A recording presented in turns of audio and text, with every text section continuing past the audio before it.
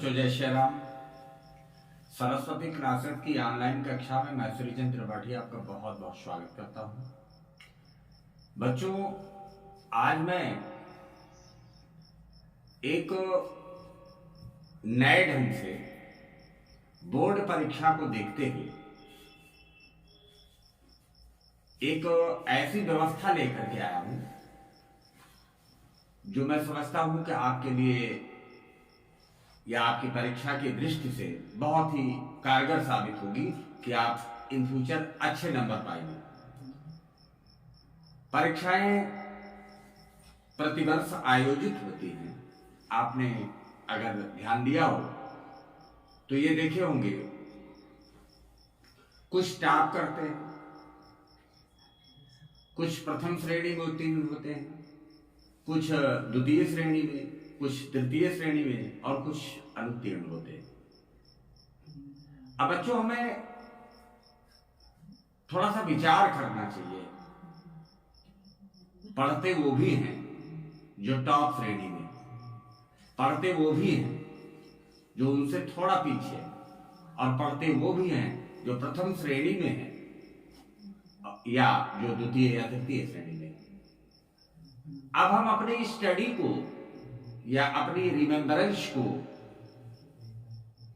कैसे और तीक्ष्ण करें, किस फार्मूले का प्रयोग करें कि हम परीक्षा में एक सम्मानजनक स्कोर अर्जित कर पाए। मैं आज इसी टॉपिक के साथ मुझे ऐसा लगा कि बच्चों से मुझे इसको शेयर करना चाहिए। कुछ टिप्स है और ये मेरा विचार है। बहुत से तमाम विद्वान हैं, ढेर सारे अच्छे अच्छे गुरु हैं, उनका अपना अलग मंतव्य होगा, लेकिन ऐसा मेरा मानना है, निज अनुभव मैं आपसे शेयर करना चाहता हूं। आइए, मैं आपको एक खुशखबरी भी देना चाहता हूं कि कक्षा 10 और कक्षा 12 दो ही बोर्ड परीक्षाएं आयोजित होनी है। इस बात को मैंने अपने हृदय में सोचा और मैंने सोचा कि शेष स्टडी तो चलती ही रहेगी, लेकिन परीक्षा को देख करके हमें कुछ ऐसे स्टेप लेने चाहिए जो हमारे बच्चों के लिए बहुत उपयोगी हो। इसलिए चाणक्य बैच 2024 कक्षा 10 के लिए मैंने नाम रखा है और वीर शिवाजी बैच 2024 ये कक्षा 12 वालों के लिए मैंने रखा है।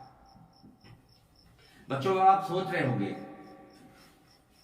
कि इस क्लास तो हम जो रोज ही लेते हैं, पढ़ाते भी हैं, मैंने एक नया बैच क्यों प्रारंभ किया?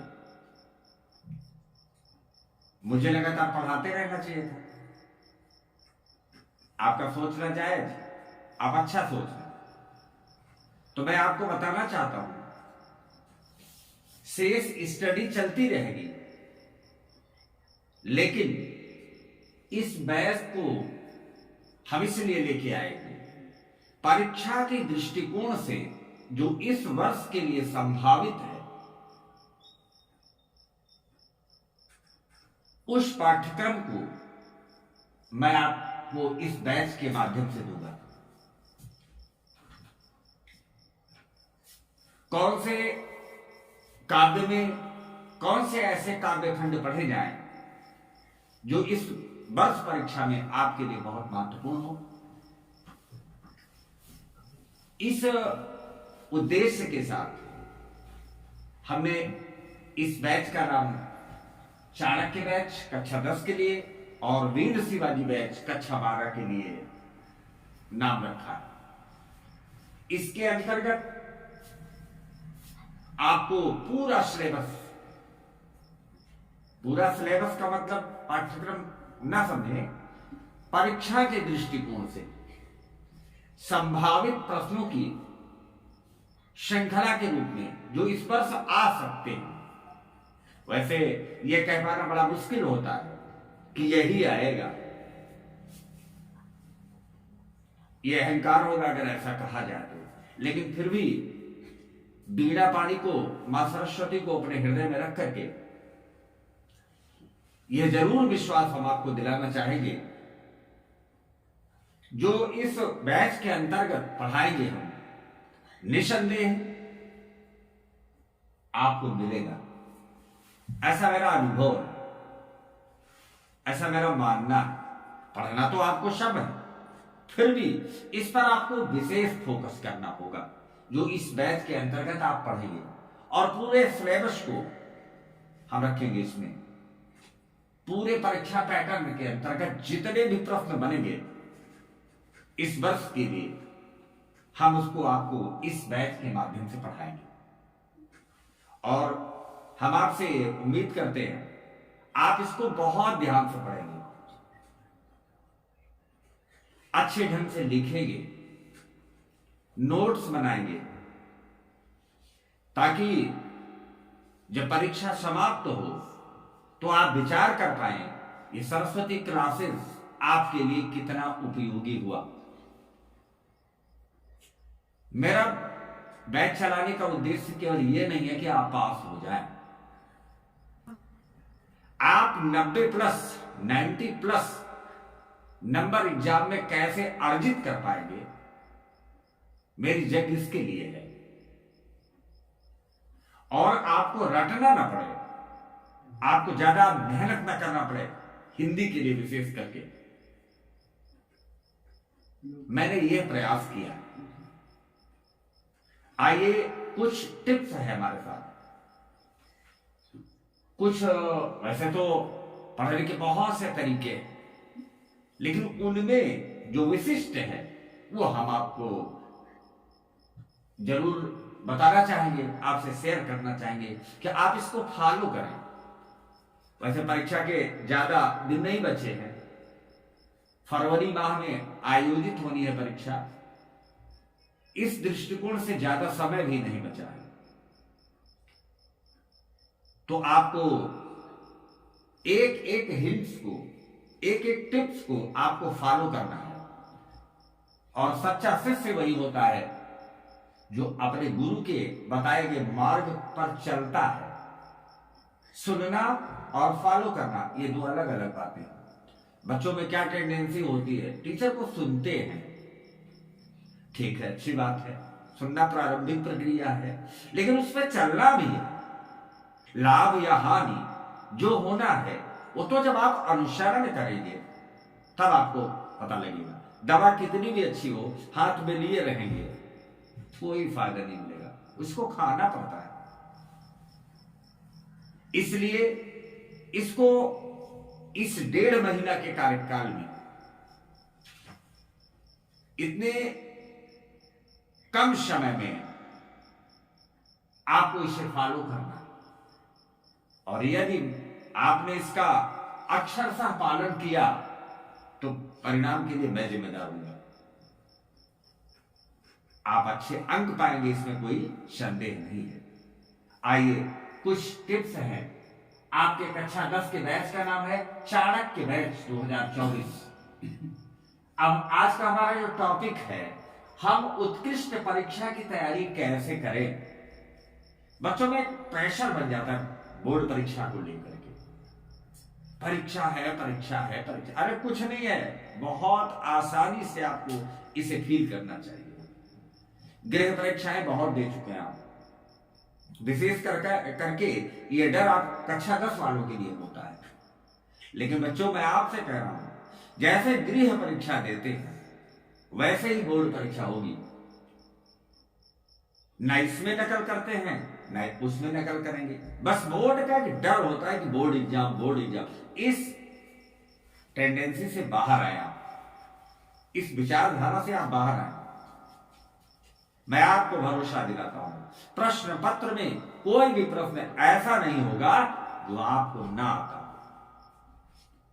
पूरे प्रश्नों को आप जानते रहेंगे, ऐसा मेरा भरोसा है। आप हफ्ते में क्लासरूम से बाहर आएंगे एग्जाम रूम से आप हंसते हुए बाहर आएंगे, इस भरोसे के साथ हम आपको पढ़ाएंगे और आपको याद भी रहेगा, आप लिख भी लेंगे। इसलिए बिल्कुल इस डर को अपने आप हृदय से बाहर करें। बिना जो कि डर से कोई कार्य आप नहीं कर सकते। क्यों डरते हैं? What is lotted cannot be platted। जो भाग्य में होगा वो मिलेगा। उसके लिए हमें आपको बहुत सोचने की जरूरत नहीं है। आप अपना कर्म करें। गीता में है कर्मण्येवाधिकारस्ते मा फलेषु कदाचन। कर्म करने में ही हमारा अधिकार है, फल की इच्छा न करें। फल तो देना परमात्मा का कार्य है।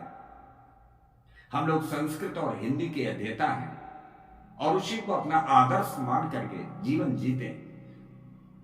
हमारी संस्कृतियां बताती हैं, हमारी धरोहर गीता के रूप में जो है वो दर्शाती है, बताती है, प्रतिपल शिक्षा देती है कि कर्म करें हम और फल की इच्छा ना करें।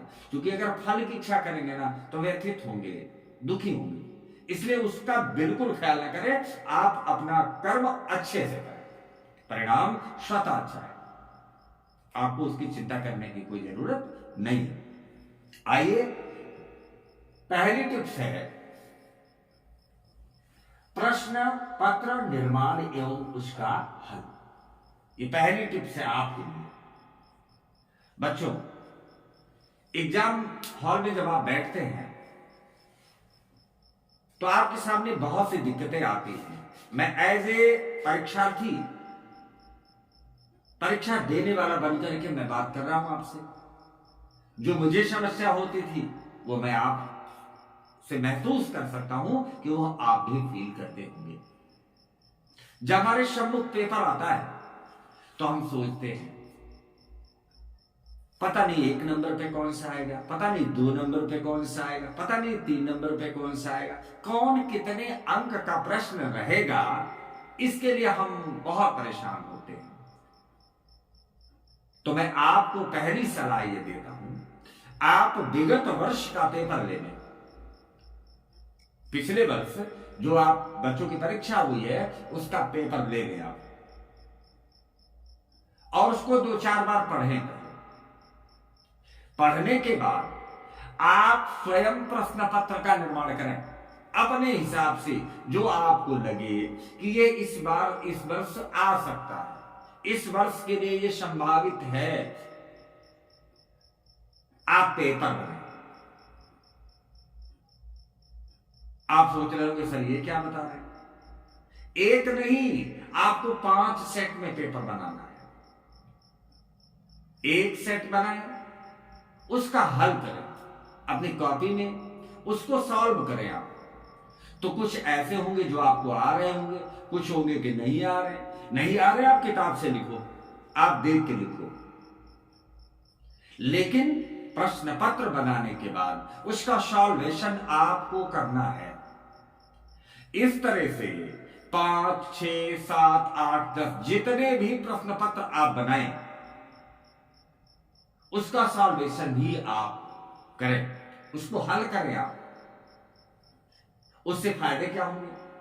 उससे सबसे बड़ा फायदा यह होगा कि जब आप परीक्षा देने जाएंगे तो आपके अंदर यह हेडेक नहीं होगा कि प्रश्न किस ढंग से आएगा किस नंबर पे कौन सा प्रश्न आएगा और कितने समय में या कितने शब्दों में आपको उस प्रश्न का उत्तर देना होगा।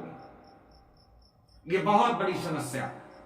इसलिए मैं आपको सलाह यही देता हूं कि सबसे पहले आप पेपर सेटर बन जाएं, आप स्वयं पेपर बना लें। आपके पास विगत वर्ष का पेपर होगा, आप लीजिए प्रश्न नंबर 1 पर क्या आता है, 2 नंबर पे क्या आता है, 3 नंबर पे क्या आता है। इस तरह से उसको देख करके आप स्वयं जितने सेटों में आप पेपर बना सकते हैं उतने बनाएं। उसके बाद परीक्षा देने के बाद बताना हमें इससे लाभ क्या हुआ आपका। तो हमें उम्मीद है आप इस पहले टिप्स को हमारे जरूर फॉलो करेंगे, जरूर फॉलो करेंगे आप। हाँ, ध्यान रहे, आप पेपर बनाएंगे लेकिन उसका हल भी आप कर निकालेंगे, उसको सॉल्व भी करेंगे आप कॉपी पर। अगर 10 सेट में आप पेपर बना ले गए तो 95 प्लस जा सकते हैं, माइनस नहीं। 90 प्लस रहेंगे, मेरी गारंटी है आपसे, ये मेरा वादा है आपसे। आइए दूसरे टिप्स पर चर्चा करते हैं। नोट्स पर विशेष फोकस करें। देखिए टाइम कम है, इसलिए बहुत डिटेल नहीं कर सकते। अब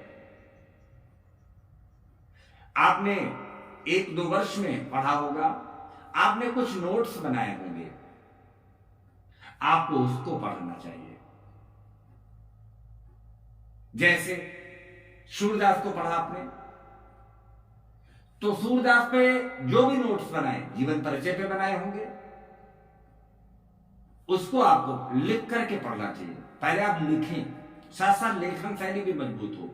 पढ़ें लिखें, पढ़ें लिखें, दोनों कार्य आपको करना है। पढ़ना भी है और लिखना भी है।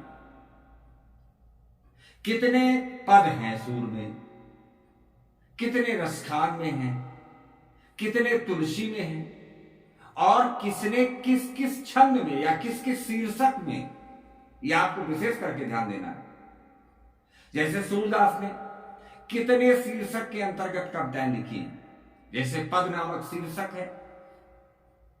तो अगर इस तरह से आपको दिख रहा है तो शीर्षक आपको पता हो जाएंगे। जब लिखेंगे ना और पढ़ेंगे तो आपका कॉन्फिडेंस मजबूत होगा कि सूरदास ने केवल पद नामक शीर्षक लिखा है। क्योंकि पहला ही प्रश्न आता है कि उपर्युक्त पद्यांश का शीर्षक लिखें।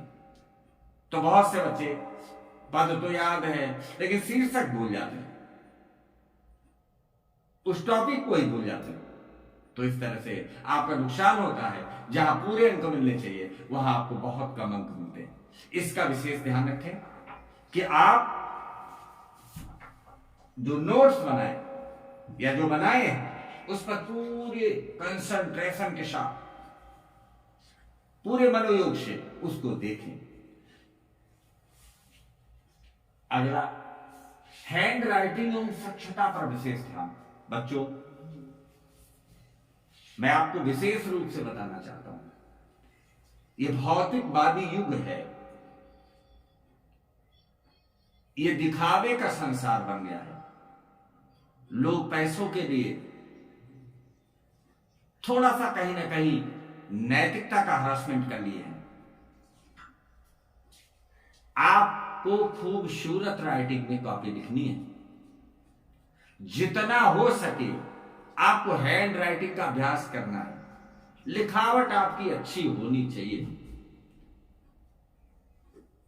और कट ना हो, कटपिट ना करें आप उस पर। अगर दुर्भाग्य से कोई गलत भी हो जाता है तो आपको उसे ब्रैकेट में कर दें या हल्का सा कट का निशान लगा दें। और मैं तो ये कहूंगा कि वो शब्द दोबारा उसी के बगल लिख दें, बिल्कुल कट ना करें आप उस पर।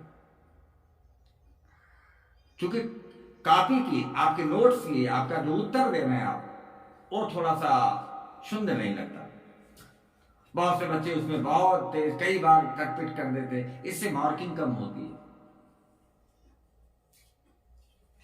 बहुत बार हमने बोर्ड कॉपियां भी चेक की है, हमने देखा है जो बच्चों में कमी रही है उसको मैं आपको बता रहा हूं। आप कटपिट न करें उस पर, इसलिए कटपिट न करें कि आप उसका असर आपको अपने मार्क पे देखना पड़ेगा। इसलिए कोशिश करें पहले से ही लिखें, इतनी बार लिख रहे हैं कि गलती की पॉसिबिलिटी कम हो, संभावना ही ना रहे।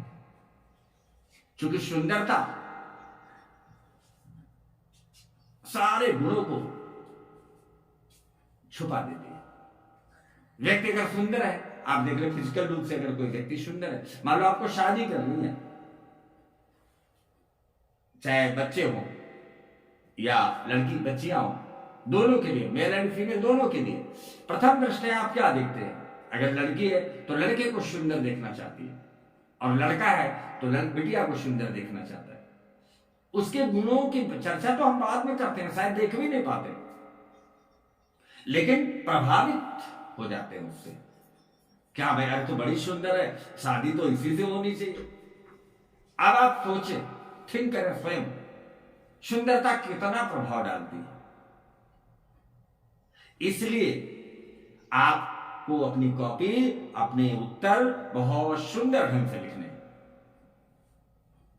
तो स्वच्छता पर विशेष ध्यान दें। हैंड राइटिंग एवं स्वच्छता पर विशेष ध्यान दें, बिल्कुल कटपिट नहीं होना चाहिए। चौथी टिप्स है हमारी, प्रश्नों पर टाइम मैनेजमेंट। जैसे सबसे बड़ी दिक्कत आती है, जो हमने देखे हैं बच्चों की परेशानी, उसी पर हम फोकस किए। प्रश्न पत्र मैंने बनाने के लिए क्यों कहा, शायद इसी बात को ध्यान में मैंने रखा। जैसे 8 प्रश्न आए हैं, कुछ 2 नंबर का होगा, कुछ 1 नंबर का होगा, कुछ 5 नंबर का होगा, कुछ 8 नंबर का होगा। बच्चे क्या करते हैं कि पहली बात तो 8 प्रश्न पर पहुंच नहीं पाते, 8 प्रश्न हल नहीं करते। क्या करते हैं, तीसरे वाले पे 8 पन्ना दे दिया, समय आधे घंटे उसी को दे दिया, अगले वाले पे 45 मिनट दे दिया। तो इस तरह से आप 8 प्रश्नों पर पहुंच ही नहीं पाते, आपका प्रयास ही नहीं हो पाता। जैसे मान लो, कल्पना करो 80 नंबर का है टोटल, 10-10 नंबर के 8 प्रश्न हैं। अब पता लगा 5 को आपने बहुत पेजिंग कर दी है, छोड़ कितने दिए, 3।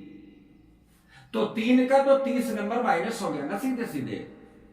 अब 50 नंबर में आपकी कॉपी चेक होगी। ऐसी गलती बिल्कुल ना करें। टाइम मैनेजमेंट, कितने प्रश्नों पर कितना कितना समय देना है, इसका आपको पूरी तरह से ध्यान रखना है। और जब आप प्रश्न पत्र का निर्माण करेंगे तो प्रश्न कितने नंबर का आएगा यह आपको जरूर पता लग जाएगा, और कितने शब्दों में देना है इसका भी आपको अंदाजा हो जाएगा, कितने मिनट देना है यह भी आपको अंदाजा हो जाएगा। इसलिए इस तरह की कभी भी कोई विसंगति नहीं होनी चाहिए। बच्चे, कईयों को मैंने देखा है फेल हो जाते हैं। क्यों फेल हो जाते हैं? 2 कारण हमारे समझ में आए। बच्चे क्या करते ना, 1-2 प्रश्न किए, 3 पे बहुत काफी पेजिंग, किसी ने सुझाव दिया था, भैया लिखते रहो, पेज भरते रहो, हो जाएगा।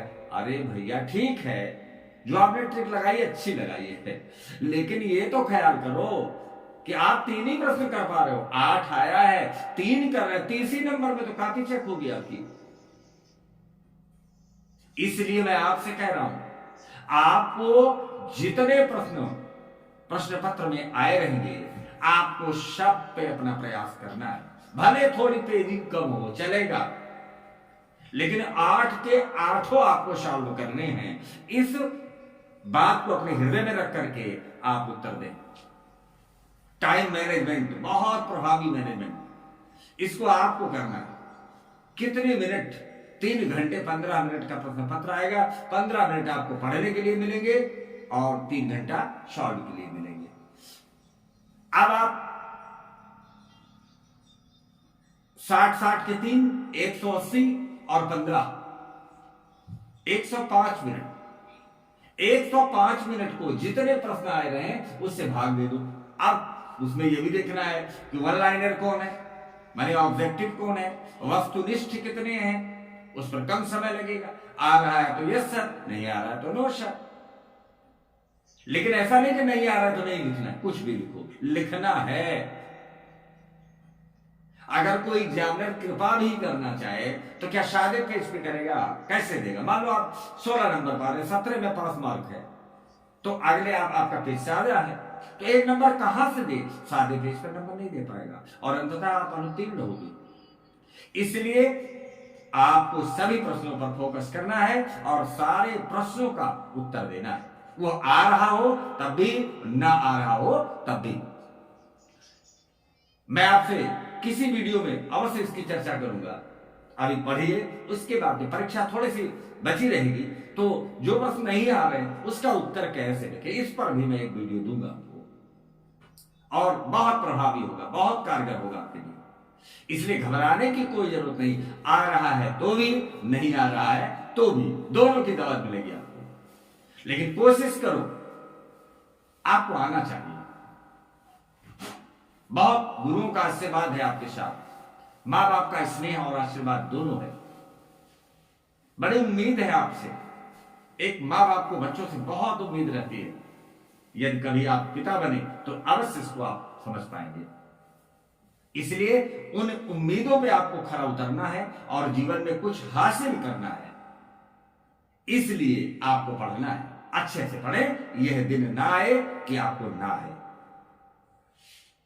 तो टाइम मैनेजमेंट बहुत अहम रोल निभाता है परीक्षा में, इसमें कोई चूक नहीं होनी चाहिए। और कमेंट के माध्यम से बताना कि कितने प्रश्न हैं और कितना कितना समय आप किस प्रश्न पे देंगे, ये कमेंट के माध्यम से आप बताइएगा, मैं अवश्य देखूंगा। मुझे भी लगेगा कि आपने कुछ किया। मुझे कैसे एहसास दिलाएंगे आप कि आपने सर एक एक बिंदु का अनुपालन किया है। जब कमेंट करेंगे तो मैं अवश्य महसूस करूंगा कि आप पूरा क्या किए। अगला आइए देखें, कौन सा प्रश्न पहले करें। ये 5 नंबर पे मैंने रखा इसको। मान लीजिए पेपर मिल गया, अब बच्चे परेशान, जल्दी जल्दी जल्दी जल्दी। जल्दबाजी तो करनी ही नहीं है। जब टाइम मैनेजमेंट आपका सटीक होगा तो जल्दबाजी का कोई औचित्य नहीं। अब प्रश्न ये आया कि कहां से शुरू करें, किस प्रश्न का उत्तर पहले लिखें। आपको पूरा पेपर बढ़िया से पढ़ना चाहिए, 1 या 2 बार। मान लो ज्यादा नहीं पढ़ते, 2 बार पर्याप्त है। चूंकि पेपर निर्माण आप किए हैं, प्रश्न पत्र का निर्माण पहले से आप कर चुके हैं, तो ज्यादा दिक्कत नहीं होगी। रस लिखें, छंद लिखें, अलंकार लिखें, छंद लिखें, कौन सा पहले करें। तो मैं इस पर अपनी राय आपको यह देना चाहता हूं। सबसे पहले यदि आपको वस्तुनिष्ठ प्रश्न आ रहे हैं या 1 नंबर वाले प्रश्न आ रहे हैं तो सबसे पहले उसको आपको करना चाहिए। First impression is the last impression. पहला प्रभाव यदि बन जाता है एग्जामिनर पे तो अंत तक बना ही रहता है। लेकिन यदि आ रहा हो तो, और नहीं आ रहा है तो जो प्रश्न आपको लगे कि बेहतर कर लेंगे इसको, शुरू वहां से करें। इससे बहुत बढ़िया लाभ मिलेगा आपको। जैसे पहले प्रश्न से शुरू किया और पहला ही गलत निकला, दूसरा भी गलत निकला, तीसरा पे, ये तो नेगेटिव प्रभाव पड़ता है एग्जामिनर पे। जो काफी चेक करता है उस पर गलत प्रभाव पड़ता है, नेगेटिव प्रभाव। यानी जहां 60 देना चाहिए वो 30 दे देता है, इतना प्रभाव पड़ता है। हम लोग भी दिए, इसलिए पता है। इसलिए कोशिश करें आप कि जो प्रश्न आपको बढ़िया आ रहा हो, जिसकी आपने बहुत बढ़िया प्रिपरेशन किया है, उसको आप पहले लिखें, सुंदर राइटिंग में लिखें। तो इस हिसाब से आपके लिए बहुत उपयोगी रहेगा कौन सा प्रश्न पहले करें। आपको समझ में भी आया होगा। जिस प्रश्न पे आपकी बेहतरीन तैयारी हो उस प्रश्न को आप पहले करें, क्योंकि प्रभाव डालना है। आइए अगली टिप्स हम आपको देते हैं। उत्तर देते समय सावधानियां। देखिए, जब आप उत्तर दे रहे हो किसी प्रश्न का तो हमें कौन कौन सी सावधानी बरतनी चाहिए। पहली बात तो भाषा सरल लिखें, अशुद्धि से बचें, कटपिट ना हो। बहुत से बच्चे क्या करते हैं ना कि कॉपी लिया, इधर से भी फोल्ड कर दिया, उधर से भी फोल्ड कर दिया, इतना बीच में लिख रहे, छोटा सा लिख रहे, पेजिंग के चक्कर में कमी ना पड़े। आप हिंदी साहित्य लिख रहे हैं, आप साहित्य में हैं। इतिहास है क्या, भूगोल है क्या, कोई कथा लिखेंगे? नहीं, यह गलत ढंग है। किसी ने बताया था कि पेजिंग कर दो काम, ऐसा कुछ नहीं है। सार्थक लिखें, थोड़ा लिखें, बहुत ज्यादा लिखने की जरूरत नहीं है। जितने शब्दों में आपसे कह रहा हो बस कोशिश करें उतने में ही आप उत्तर दें। और सुंदर लिखें, सुंदर जरूर लिखें, लिखावट अच्छी होनी चाहिए। और ऐसे भ्रामक बहकावे में ना आए कि जितना ज्यादा लिखे रहेंगे उतना ज्यादा नंबर मिलेगा, ये बिल्कुल नहीं मिलेगा और कट जाएगा। तो सटीक और सही उत्तर लिखें और शब्द सीमा होनी चाहिए कि कितने शब्दों में मुझे इस प्रश्न का उत्तर देना। अगली टिप्स है लेखनी का चयन। बहुत महत्वपूर्ण फैक्टर है। हमें किस कलम का प्रयोग करना चाहिए 90+ जाने के लिए, किस कलम का प्रयोग करें। तो मैं किसी कंपनी का एडवर्टाइजमेंट नहीं करने आया हूं आपसे, कि इस कंपनी की आप कलम खरीदें। मैं सिर्फ अपनी राय देने आया हूं कि आपको उसी पेन का प्रयोग करना चाहिए जिससे आप लिखते हो, चाहे जैसी हो। हाँ, बस थोड़ा सा इंस्ट्रक्शन ये देना चाहता हूं कि थोड़ा सा मोटी चलनी चाहिए पेन, बहुत पतली पेन का प्रयोग ना करें। मान लीजिए हैंड राइटिंग कम बनती है और पता लगा बहुत पतली पेन का प्रयोग कर दिए तो देखने में सुंदर कम लगता है। इफेक्टिव होना चाहिए, प्रभावशाली होना चाहिए, इसलिए थोड़ी सी मोटी कलम का प्रयोग करें। अब कंपनी चाहे तो आप देख लें और उसी से अभ्यास करें, अभी से अभ्यास करें, नोट्स उसी से बनाएं, हाथ सेट करें उस पर कि हमें इसी कलम से पेपर देना है। और यदि आपने ऐसा 1.5 माह है, यदि आपने ऐसा सिद्धांत अपनाया तो परीक्षा का रिजल्ट बता देगा कि आपको अच्छे अंक मिले हैं कि खराब अंक मिले हैं। ये खुद सिद्ध हो जाएगा कि हाँ, इस टिप्स का मैंने प्रयोग किया और इसका लाभ मुझे मिला। तो अभी तो आप छोटी परीक्षाएं दे रहे हैं, आगे चल करके परीक्षाएं जो बड़ी बड़ी देंगे उसके में भी बहुत लाभकारी सिद्ध होगा, बड़ा फायदेमंद होगा आपके लिए। आइए सभी प्रश्नों पर प्रयास, इस पर मैंने चर्चा कर दी आपसे।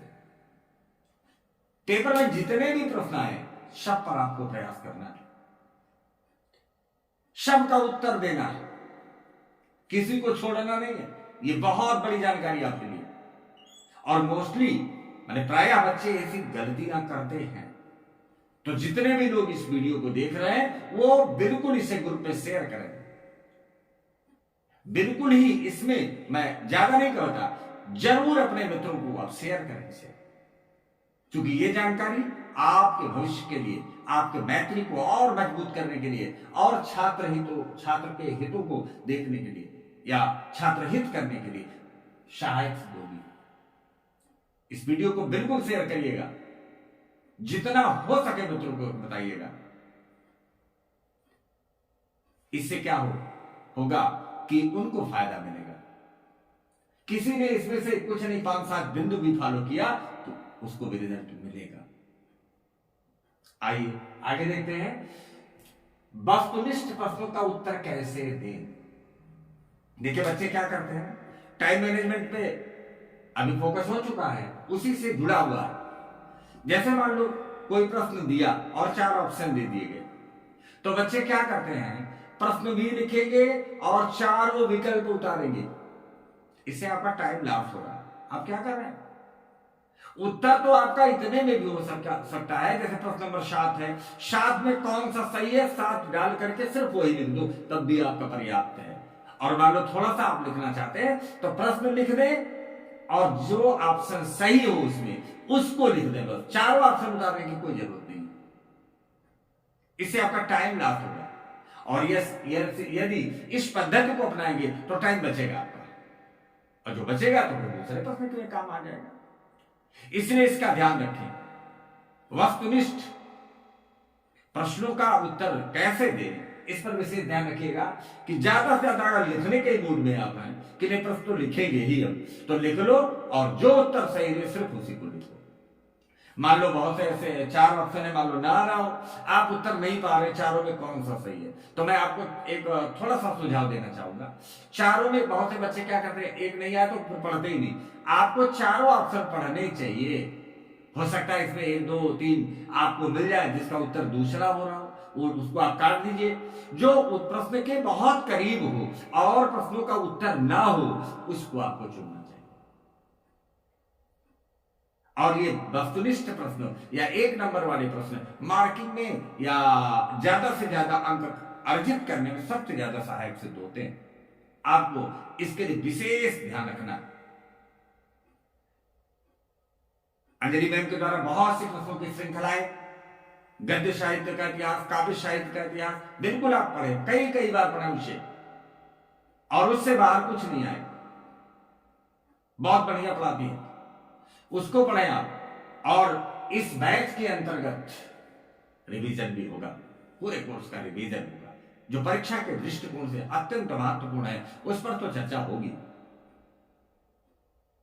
इसलिए घबराएं नहीं और प्रबंधन करें। एक सही प्रबंधन के साथ आप परीक्षा में सम्मिलित हो तब आपको लाभ दिखेगा। तो सभी प्रश्नों पर प्रयास करें। वस्तुनिष्ठ प्रश्नों का उत्तर कैसे दें, इस पर भी चर्चा कर लिया मैंने आपसे। आइए, गद्यांश पर आधारित प्रश्नों का उत्तर कैसे दें। आपको एक गद्य खंड दे दिया जाता है, इसका उत्तर आप कैसे दें। इसके उत्तर के लिए मैं आपको थोड़ा सा बताना चाहूंगा। आप गद्यांश को कई बार पढ़ें, कम से कम 2 बार, कम से कम 2 बार, एक बार नहीं 2 बार, ज्यादा पढ़े तो और अच्छा। बहुत से बच्चे क्या कहते हैं, कोई शब्द मिल गया और उसी का पूरा उत्तर दे दिया। नहीं भाई, ये सही तरीका नहीं है। चलो कुछ नहीं आ रहा तो यही कर लो। आपको शीर्षक पूछ रहा है तो क्या करेंगे, पाठ का नाम तो आपको पता होना चाहिए। शीर्षक जितने संक्षिप्त में उत्तर पूछे उतने में ही देना चाहिए आपको, छोड़ना नहीं है। गद्यांश पढ़िए, 2-3 बार पढ़िए, और उसमें एक प्रश्न जरूर आता है कि जो काले ढंग से या मोटे लिखे गए हों उसकी आपको व्याख्या करनी है। मान लो दुर्भाग्य से आपको शब्द का अर्थ नहीं पता, व्याख्या आप कैसे कर पाएंगे। तो मैं आपसे वहां क्या कहना चाहता हूं कि आप पाठ अगर पढ़े हैं और थोड़ी सी भी समरी अगर आपको याद है, कहानी उसकी याद है ना, 1-2 लाइन 3 लाइन में संक्षिप्त ढंग से लिख दे, बिल्कुल आपको नंबर मिलेगा, कटेगा नहीं नंबर। नहीं पता लगा कोई चीज पूछ रहा है, व्याख्या पूछ रहा है, आप लिखेंगे ही नहीं, बिल्कुल लिखिए। काव्य खंड में जैसे पूछ लिया, जो गूंगे मीठे फल को रस अंतर्गत ही भावे, छोड़ दो। दूसरा पूछ ले, सूरदास स्वामी करुणा में बार बार बंदोती ही पाई, इसको मोटे से लिख दिया जाए और लिख दिया जाए कि इसकी व्याख्या करिए। तो व्याख्या 1 लाइन की ही ना लिखें। आपको नहीं आ रहा है, आप जो भी जानते उस पद के बारे में आप लिख दें, 2-3 लाइन में लिख दें। और यदि आपको अर्थ पता है तो तब भी लिखे कहानी उसकी, और जहां उसका सटीक अर्थ बैठ रहा हो वहां थोड़ा सा अंडरलाइन कर दें उसे कि वास्तविक अर्थ यही है, व्याख्या किए ऊपर। ये बहुत अच्छा तरीका है, उत्कृष्ट नंबर पाने का ये सही ढंग है। आपको माने एग्जामिनर को मेहनत ना करना पड़े और आप फोकस कर दें कि थोड़ा भी देखना चाहे तो देख ले, अंडरलाइन किए यही है, वो तुरंत फील करता है कि बच्चे को आता है, आ रहा इसका सटीक लिखा होगा बच्चे ने, और इस बेस पे पूरे में पूरे नंबर दे देता है। आइए अगला, खाली समय में वाचन अवश्य करें। ये बहुत अच्छी बात है और हर वीडियो में मैंने इसकी चर्चा आपसे किया। आपको जब भी आपके पास लेजर समय हो, गपशप ना करें, गपशप बिल्कुल ना करें, और फोन से दूरी बनाएं। यदि आप फोन से ज्यादा चिपके हैं तो बिल्कुल मैं आपसे सबसे पहली बात यही कहूंगा कि आप पढ़ाई के समय फोन का इस्तेमाल बिल्कुल बंद कर दें। फोन को फ्लाइट मोड में लगा दें। 1.5 माह आपको संन्यास आश्रम में रहना, क्योंकि एक हम लोगों की मानवीय प्रवृत्ति है, जैसे फोन है, हम ही है खुद के लिए कह रहे हैं, अगर जरा सा भी आवाज होती है ऐसा लगता है कि फोन आया, और हम कहीं ना कहीं हमारा कंसंट्रेशन भंग होता है, हमारी एकाग्रता भंग होती है, और हम एक बार जब देखते हैं थोड़ा देर उसमें टाइम चला है। बिल्कुल आप फोन से पढ़ाई के टाइम में बिल्कुल फोन न चलाएं, फोन फ्लाइट मोड में लगाएं, दूर रखें उसे आप। और कविताओं को जब खाली समय मिले, गद्य को या संस्कृत दिग्दर्शिका के किसी भी अंश को अगर आप ले रहे हैं तो बिल्कुल वाचन करें, कई बार आप पढ़ते रहे, गुनगुनाते रहे, गाते रहे आप उसे। ये आपको कितनी मदद करेगा, हर वीडियो में मैंने बताया, ये समय बताएगा आपको। आप लाइन पाते ही तुरंत बोल उठेंगे, ये तो फला कवि का है, इस शीर्षक के अंतर्गत फला कवि ने इस पद को लिखा है। इसलिए मैं आपसे कह रहा हूं, बार बार कह रहा हूं, हर वीडियो में कहता हूं, वाचन अवश्य करें, पढ़े उसे कई बार, और आप मेजर समय न दें। आप कई बार जब भी खाली समय हो आप बैठ जाएं, गुनगुनाते रहें, गाते रहें, मनोरंजन भी होगा। अरे भाई गाना गा रहे हैं, कोई फिल्मी गीत गा रहे हैं, कोई भोजपुरी गा रहे हैं, अरे उससे बेहतर है लल्लूलाल 1.5 महीना अपनी किताब का पढ़ो, भजन गा लो थोड़ा सा। कोई वास्तविक साधु नहीं हो जा रहे हो, सन्यासी नहीं बोले जाओगे, थोड़ा सा पढ़ लो, गा लो, गुनगुना लो, ना भगवान के नाते सही परीक्षा के नाते कर लो। इसका आपको बहुत असर दिखेगा। जब नंबर आएंगे तो आपको इसका प्रश्न पत्र आप जब लेके बैठेंगे तुरंत बोल उठेंगे और उछल पड़ेंगे, अरे इसको तो मैंने पढ़ा ही है।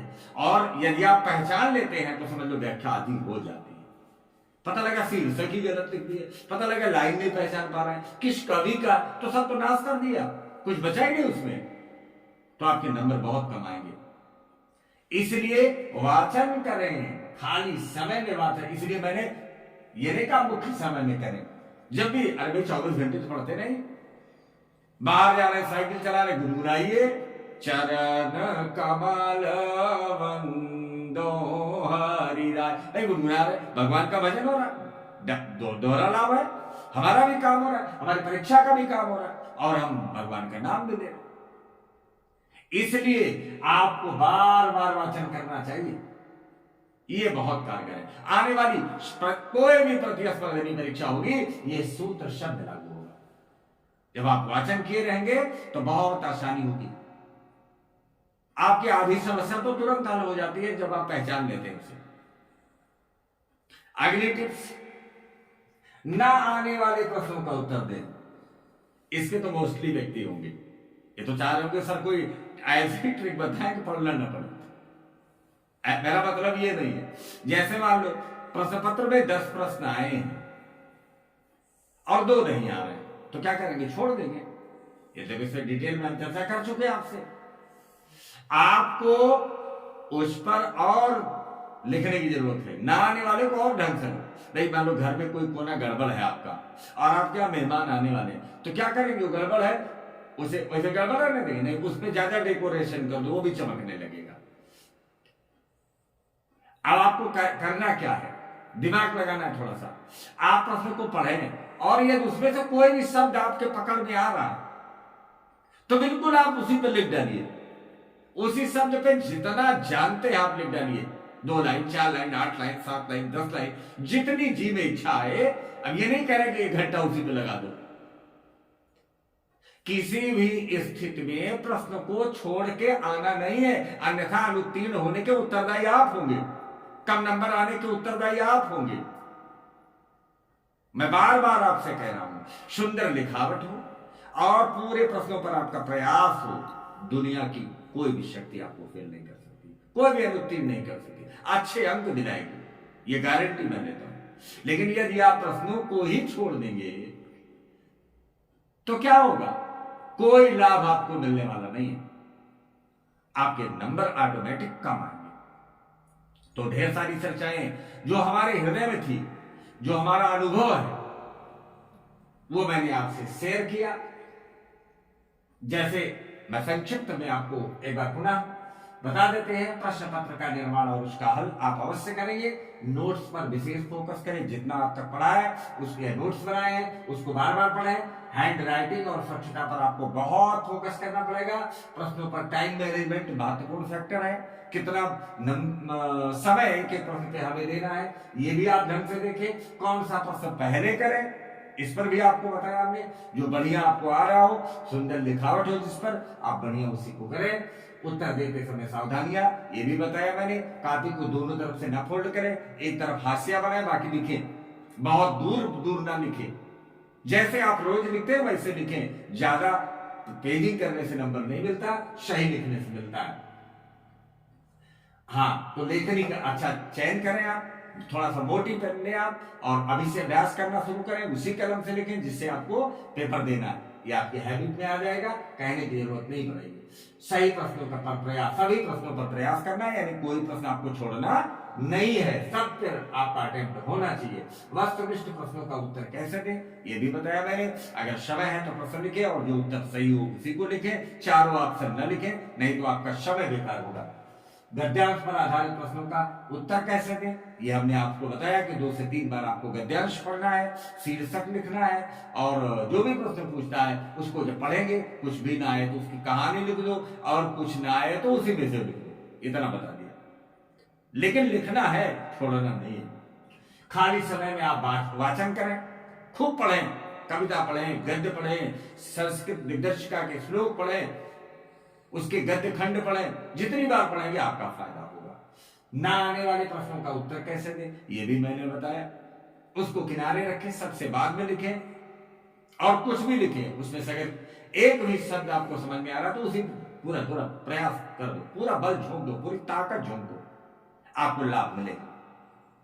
तो बच्चों, आज मैंने ढेर सारी सावधानियां और अच्छे अंक कैसे पाए इसके लिए जो हमारे समझ में था, सरस्वती क्लासेस के बैनर तले मैंने आपको बताने का प्रयास किया। और कल से आपको ये वीडियो मिलने शुरू होगी और चाणक्य बैच जब आप ओपन करेंगे तो उसमें कक्षा 10 का मिलेगा, और जब वीर शिवाजी बैच शुरू करेंगे तो उसमें कक्षा 12 की हिंदी मिलेगी अभी आपको।